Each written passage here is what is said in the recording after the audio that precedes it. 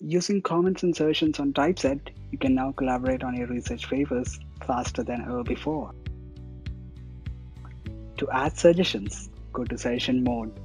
Now, select the text you want to replace and write to suggest.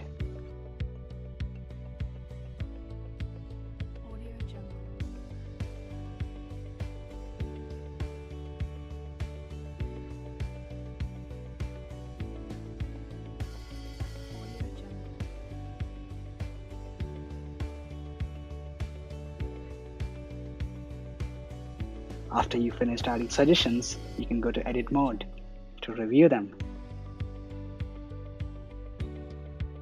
To accept the suggestions, just click on the green tick.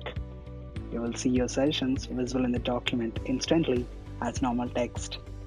To discard these suggestions, click on the cross button.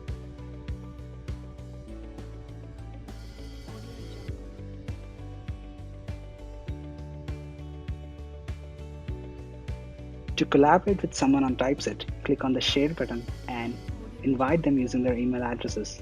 You can control and manage their permissions from the same panel.